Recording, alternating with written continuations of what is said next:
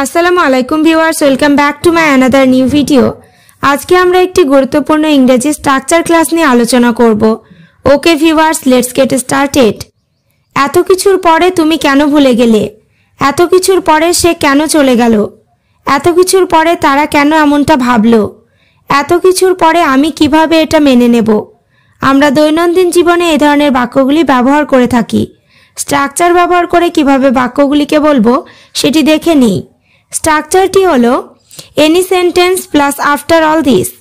এত কিছুর পরে অর্থে স্ট্রাকচারটি ব্যবহার করব। এবার আমরা কয়েকটি এক্সাম্পল দেখে নেব।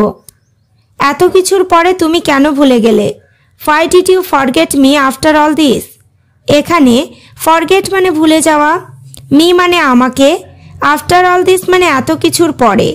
Why did you forget me after all this? এত কিছুর পরে তুমি কেন ভুলে গেলে? নেক্সট, এত কিছুর পরে সে কেন চলে গেল? Why did she go away after all this? এখানে শি মানে সে, গো অ্যাওয়ে মানে চলে যাওয়া। Why did she go away after all this মানে এত কিছুর পরে সে কেন চলে গেল। পরেরটা, এত কিছুর পরে তারা কেন এমনটা ভাবলো? Why did they think so after all this? এখানে দে মানে তারা, থিঙ্ক সো মানে এমনটা ভাবা, আফটার অল দিস মানে এত কিছুর পরে। Why did they think so after all this মানে এত কিছুর পরে তারা কেন এমনটা ভাবলো। নেক্সট, এত কিছুর পরে আমি কিভাবে এটা মেনে নেব? How will I accept it after all this?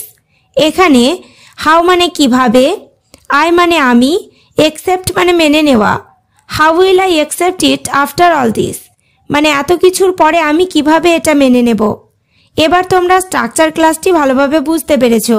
তাহলে এত কিছুর পরে তুমি কাজটি ঠিক করনি। এত কিছুর পরে তারা কেন এখানে এসেছে? বাক্যগুলি ইংরেজিতে কি হবে কমেন্ট করে জানিও। ওকে ভিউয়ার্স, আজ এই পর্যন্ত। চ্যানেলটিতে নতুন হলে চ্যানেলটি সাবস্ক্রাইব করো, লাইক শেয়ার কমেন্ট করতে ভুলো না।